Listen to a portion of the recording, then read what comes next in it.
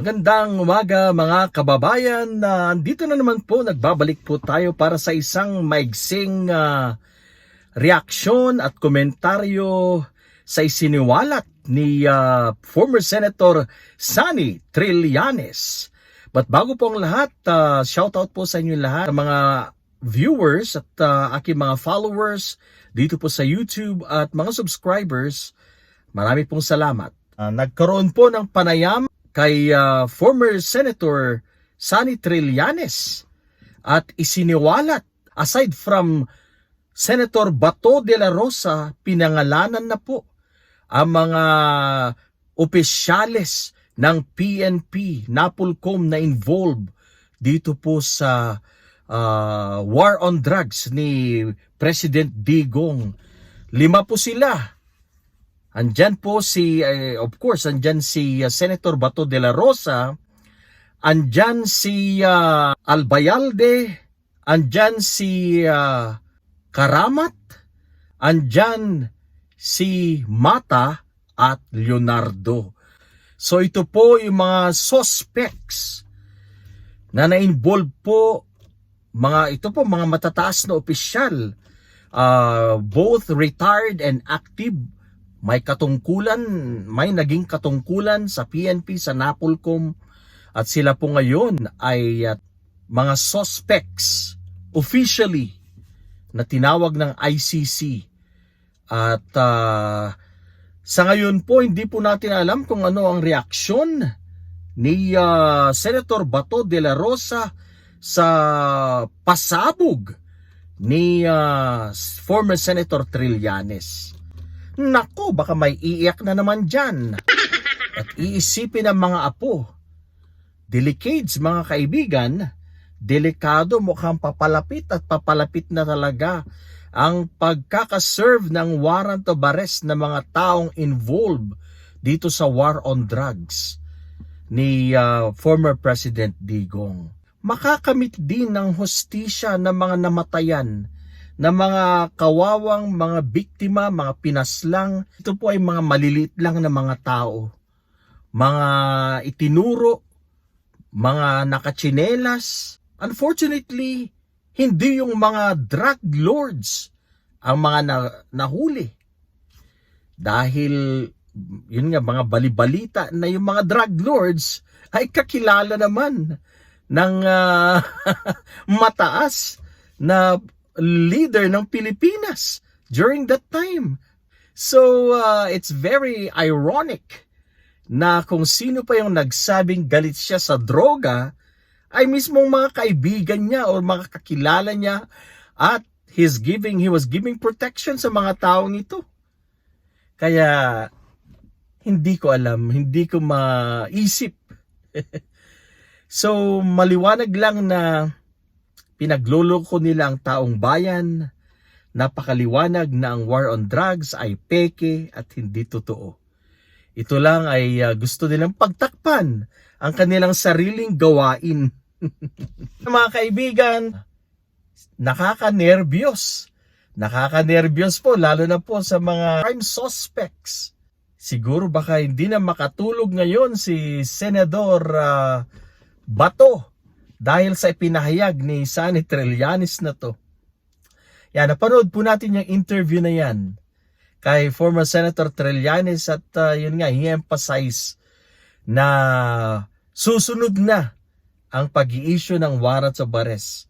But for now, na-identify na at tinawag na silang suspects ng ICC. Nako, delikado yan. Talagang hihimas ng rehas sa sa abroad pa. Napaka-espesyal. At balita nga natin, ipinakita nila actually yung isang video footage na napakaganda yung tirahan ng mga makukulong sa The Hague. Espesyal yung tirahan nila. Kaya nga lang, malungkot dahil it's more fun in the Philippines. Kaya, well, what can we do? Yun ang kanilang kagustuhan. Ginawa nila yon, nakipagsabwatan sila sa nakaraang administrasyon. Wala tayong magagawa dahil yun ay kanilang ginawa. Yun ang kanilang naging kagustuhan, ang makipagtulungan sa nakarang administrasyon. Sa mga kapamilya, finally po, makakamit po natin ang hustisya. At ako po'y nakikiramay sa inyo, nakikiisa kami sa inyo, sa inyong pagtangis, sa inyong pagdalamhati sa pagkawala na inyong mga kapamilya. Finally, sana nga hindi na magtatagal at may issue na ang warrant of arrest na yan para mabigyan ng hustisya ang inyong mga kapamilyang kinuha ng war on drugs na to. Ang peking war on drugs na to. Maraming salamat kay Senator Trillanes na walang kinatatakutan at laging nandyan, nagbibigay po ng mga updates mula po sa ICC. Maganda po yan para at least malaman ng taong bayan kung ano po, kung kumusta na ang kaso. Alam ko po, naniniwala po akong talagang makakakuha po ng information dyan si former Senator Sonny Trillanes dahil sila po mismo ang naghain ng kaso sa The Hague. Kaya, of course, they are updated. Binibigyan po sila ng update kung kumusta na ang kaso. Sigurado po, nagpa-follow up po sila kung kumusta na ang kaso. Kaya, whatever he says, kung ano man po ang sabihin ni Senator Trillanes, talaga pong naniniwala ako dyan. Siya po ay of course legit na source ng information kung pag-uusapan po ay ang kaso ng war on drugs, ang kaso ng EJK na to sa The Hague. Kaya mga kaibigan, atin pong pakaabangan kung ano pa po ang mga susunod na mga balita tungkol po dito. At sigurado yung mga malalaking isda na po ang isusunod dyan. Sigurado baka po si former President Digong na po ang isyuhan ng warrant of arrest.